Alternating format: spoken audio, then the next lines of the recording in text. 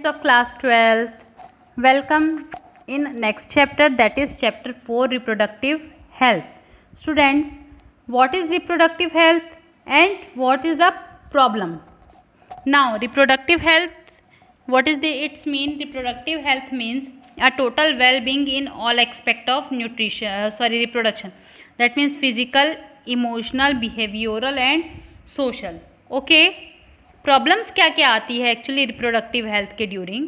तो reproductive health के during होने वाली ये प्रॉब्लम्स हैं कि little knowledge of personal hygiene, ठीक है, अपना इंसान खुद ध्यान नहीं रख पाता है, जिससे उसे सेक्सुअली ट्रांसमिटेड डिजीज़ हो जाती है।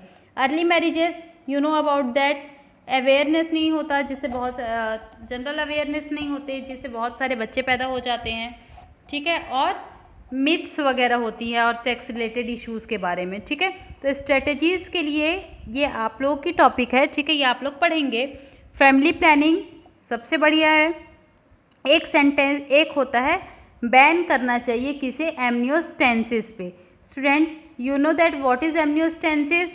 Yes, amniocentesis is the foetal sex determination test based on the chromosomal patterns, ठीक है।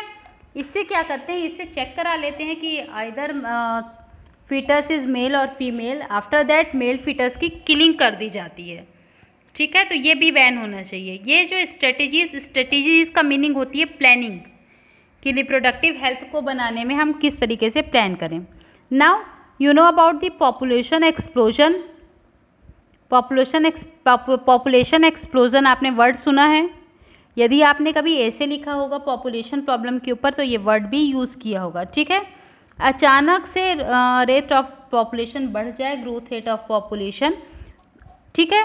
तो क्या होती है, जब अचानक से ग्रोथ ऑफ पॉपुलेशन रेट बढ़ जाती है तो बहुत ज़्यादा पॉपुलेशन जनरेट हो जाती है। इसे हम क्या कहते हैं? इसे हम कहते हैं पॉपुलेशन एक्सप्लोजन। ओके, तो पॉपुलेशन ग्रोथ के रिलेटेड, पॉपुलेशन ग्रोथ ही मेन रीज़न है एक्चुअली यदि कहा जाए तो रिप्रोडक्टिव अनहेल्दी का, ठीक है। तो क्या क्या होती है, इसका रीज़न क्या है एक्चुअली?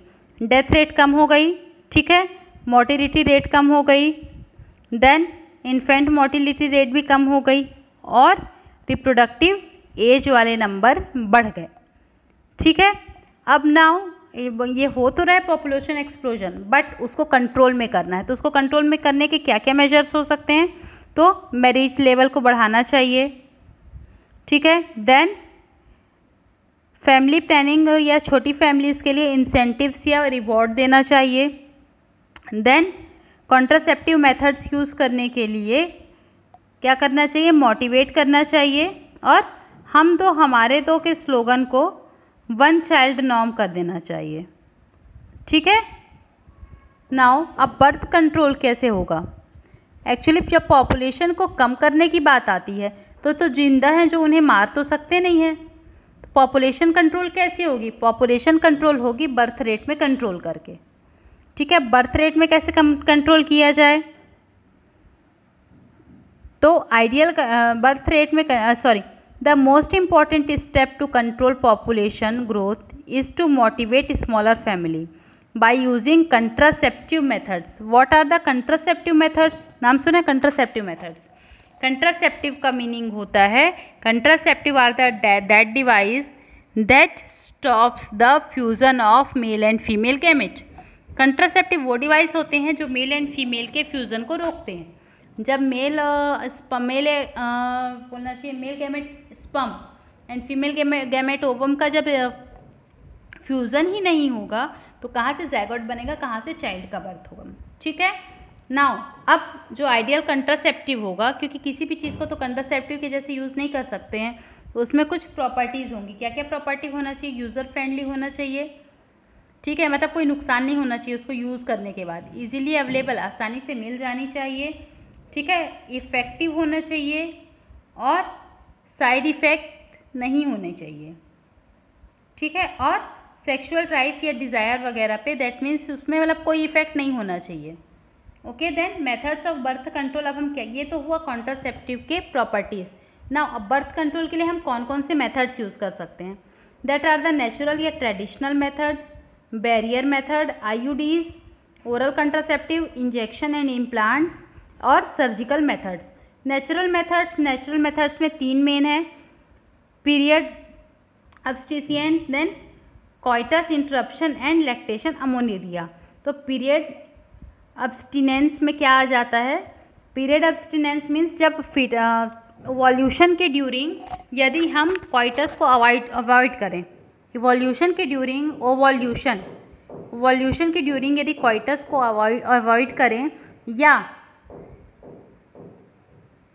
ठीक है, या क्या किया जाए, या कॉइटस इंटरप्शन का भी उसी में जोड़ दे रही हूँ कि जो सीमेन डिस्चार्ज है वो फीमेल बॉडी के अंदर न किया जाए, ठीक है। और withdrawal method is the method, male partner जो है वो अपना पेनिस को वेजाइना के बाहर निकाल लेगा, कब? इजैक्यूलेशन के पहले, ठीक है। तो उससे क्या होगा? इंसेमिनेशन प्रोसेस नहीं होगी फीमेल बॉडी के अंदर, और जब स्पर्म फीमेल बॉडी के अंदर पहुंचेगा ही नहीं तो स्टूडेंट उसके बाद फिर ज़ायगोट फॉर्मेशन और प्रेगनेंसी पॉसिबल नहीं है। लैक्टेशन अमोनेरिया दैट मीन्स पार्चुरेशन और ओवल पार्चुरेशन के बाद, that means just after the child birth, ठीक है। Just after the child birth कुछ समय तक ओवल्यूशन नहीं होता है, तो इस मेथड का भी यूज़ नेचुरल मेथड के जैसे किया जाता है। Next one is barrier method. Barrier methods में कॉन्डोम्स यूज़ कर सकते हैं, देन डायफ्राम है, स्पर्मिसिडल क्रीम्स हैं, ठीक है। Next third one is IUDs, ठीक है। आप ये वाली टॉपिक देखेंगे, ये सामने दिख रही हैं जो, तो 3 topics, okay. IUDs copper T वगैरह इसी का एग्जाम्पल है, ठीक है। Oral contraceptive that means pills, गर्भ निरोधक गोलियाँ, ओके। सहेली एक मोस्ट फेमस जो है वो पिल होती है जो मतलब 7 डेज़ के बीच में खाई जाती है, ठीक है, आफ्टर 7 डेज़, और इसे CDRI central drug and research institute Lucknow ने डेवलप किया है। It is also known as the once a week pill, ठीक है। इनके साइड इफ़ेक्ट बहुत कम होने चाहिए या नहीं होने चाहिए। Then injections and implants, progesterone oestrogen combination के इंजेक्शंस लगाए जाते हैं फीमेल को, ठीक है। इससे क्या होता है? इससे बहुत लंबे समय तक उनके पीरियड्स नहीं आते। Then surgical methods, sterilisation, tubectomy and vasectomy. Fallopian tube को काट के टैग कर दिया जाएगा, that is known as the tubectomy, and vas deferens को काट दिया जाएगा, that is vasectomy. Tubectomy is female sterilisation method and vasectomy is the male sterilisation method. Understand?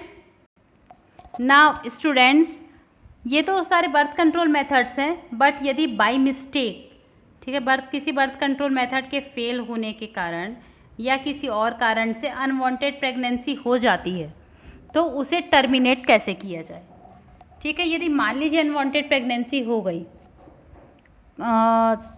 Just like हम कॉन्ट्रासेप्टिव मेथड्स यूज़ नहीं कर पाए, या वो कॉन्ट्रासेप्टिव मेथड जो हमने यूज़ किया वो फेल हो गया, तो उसे हम कैसे बचेंगे? तो इसका आंसर है MTP, medical termination of pregnancy, ठीक है। ये इंटेंशनली, मतलब गर्भपात बोलते हैं इसको हिंदी में यदि कहा जाए तो, ठीक है। Surgical abortion, this term is also known as the abortion, ठीक है। ये लीगलाइज्ड है गवर्नमेंट से 1971 से, ठीक है, बट कंडीशंस अप्लाइड हैं, इसका मिसयूज़ नहीं होना चाहिए। इसके लिए कंडीशंस अप्लाइड हैं, इसका मिसयूज़ नहीं होना चाहिए। कंडीशंस क्या क्या हैं? कॉन्ट्रासेप्टिव मेथड फेल हो जाए, या हार्मफुल प्रेगनेंसी हो, दैट मीन्स फीटल के लिए और मदर के लिए हार्म हो, बच्चा ठीक से ग्रोथ नहीं कर रहा हो, या बच्चा अपंग पैदा होने वाला हो, क्योंकि आजकल सोनोग्राफी के थ्रू सब पता चल जाता है, ठीक है। या रेप केसेस में ये जो है medical termination of pregnancy possible है। फर्स्ट ट्राइमेस्टर में ये, मतलब फर्स्ट ट्राइमेस्टर मतलब यदि मान लो 1 मंथ है, 1 मंथ में 4 वीक्स होते हैं, ट्राइमेस्टर मतलब 3-3 मंथ का पीरियड होता है, first trimester, second trimester and third trimester. Pregnancy को 3 पार्ट्स में बांटा जाता है, तो ये फर्स्ट ट्राइमेस्टर के ड्यूरिंग ज़्यादा अच्छा रहता है करवा लेना, ठीक है, उस समय जान का खतरा नहीं रहता है। Next term is sexually transmitted disease. तो अर्ली सिम्टम्स क्या होते हैं? ईचिंग, फ्लूइड डिस्चार्ज, कहाँ से? जेनाइटल ऑर्गन या यूरिनोजेनाइटल पोर से। सेक्सुअली ट्रांसमिटेड डिजीज़ होती क्या है? इन्फेक्शंस और disease that are transmitted through the sexual intercourse collectively called sexually transmitted disease, ठीक है। यह रिप्रोडक्टिव ट्रैक्ट इन्फेक्शंस भी हो सकता है, इसे वेनेरियल डिजीज़ भी कहा जाता है, ठीक है। इसमें gonorrhoea, syphilis, genetic herpes, chlamydiasis, genetic warts, trichomoniasis, hepatitis, HIV, ये सारी क्या हैं? सेक्सुअली ट्रांसमिटेड डिजीज़ हैं। अब इनके सिम्टम्स क्या होते हैं? इचिंग होगी, पानी निकलता है वहाँ से, थोड़ा थोड़ा दर्द रहता है, और जो जेनाइटल पार्ट है हमारा वहाँ पर स्वेलिंग, सूजन होती है। कॉम्प्लेक्शंस क्या होते हैं? पेल्विक इन्फ्लामेटरी डिजीज़ हो जाते हैं, ठीक है। एंड एक्टोपिक प्रेगनेंसीज, इनफर्टिलिटी भी हो जाता है, और इवन रिप्रोडक्टिव ट्रैक्ट का कैंसर भी हो सकता है सेक्सुअली ट्रांसमिटेड डिजीज़ के थ्रू, ठीक है। अब उसका ट्रांसमिशन HIV और सेक्सुअली ट्रांसमिटेड से इसका जो डिजीज़ है, ठीक है, हेपेटाइटिस और HIV, ये केवल सेक्सुअली ट्रांसमिटेड ही नहीं होती है, इनका इन्फेक्शन और भी मोड से होता है। क्या क्या है?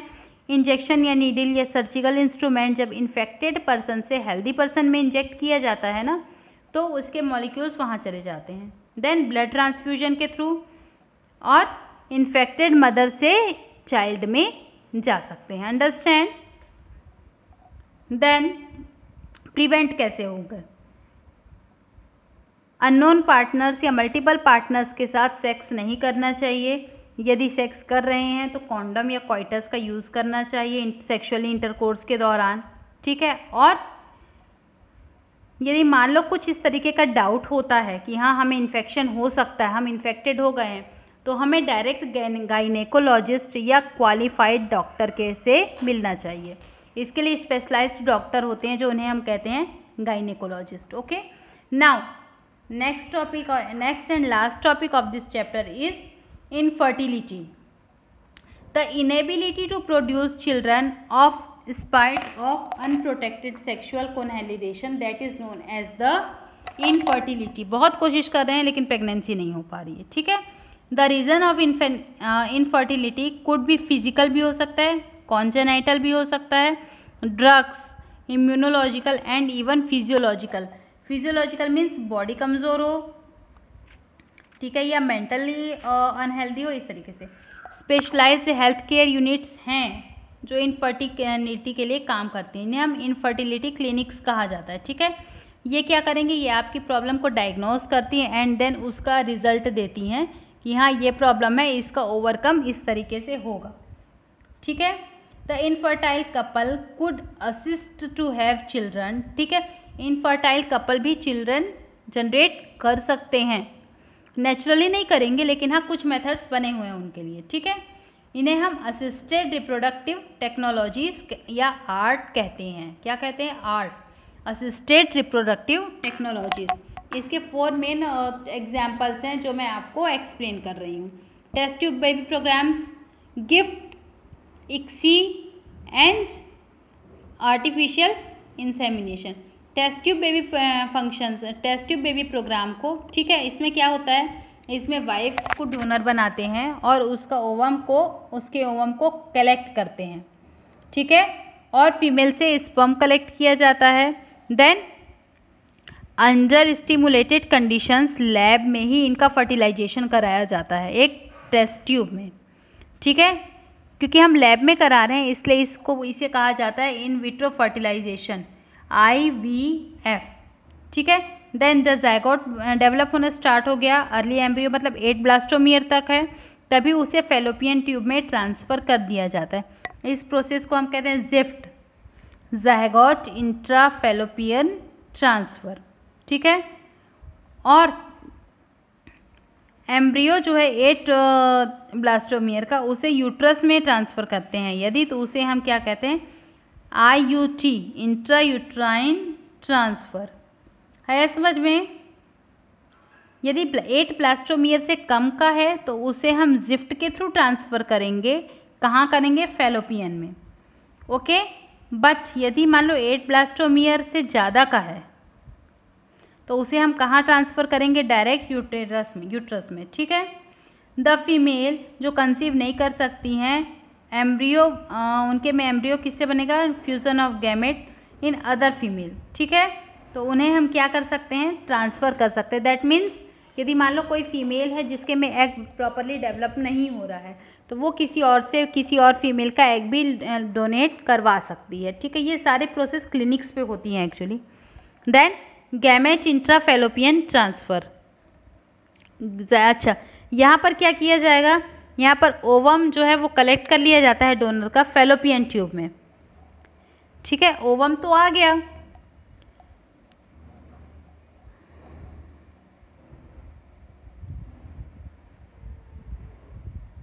देखो क्या होता है, सपोज दैट मेरा यूट्रस अच्छा है, ठीक है, but I can not conceive because मेरा जो एग डिस्चार्ज हो रहा है, जो ओवम डिस्चार्ज हो रहा है, उसकी कंडीशन ठीक नहीं है। ठीक है, सुटेबल इन्वायरमेंट तो दे रही हूँ बट कंडीशन ठीक नहीं है। तो क्या किया जाएगा? उस कंडीशन में किया जाएगा कि किसी और फीमेल का एग जिसका एग हेल्दी है बट कंडीशन सुटेबल नहीं है, उसका एग निकाल के कहाँ ट्रांसफ़र कर दिया जाएगा? फैलोपियन ट्यूब में। ठीक है, एंड देन कोइटस के दौरान क्या होगा? फर्टिलाइजेशन होगा और एम्ब्रियो का डेवलपमेंट होगा। Then next one is ICSI, intracytoplasmic sperm injection. ठीक है, ये लैब में किया जाता है, direct injecting sperm into the ovum. ठीक है, ओवम भी निकाल लिया, स्पर्म भी निकाल लिया, डायरेक्ट दिया जा रहा है। And artificial insemination, this method the semen husband या हेल्दी डोनर का सीमेन कलेक्ट कर लिया जा रहा है और उसको वेजाइना के थ्रू या यूट्रस में इंसेमिनेट किया जा रहा है। That is known as the IUI, intra uterine insemination. ये टेक्निक किस केस में यूज़ किया जाता है? ये टेक्निक तब यूज़ किया जाता है जब फीमेल के रिप्रोडक्टिव ट्रैक्ट में स्पर्म इंजेक्ट नहीं हो पा रहा है। स्पर्म इंजेक्ट न होने की क्या कंडीशन है स्टूडेंट?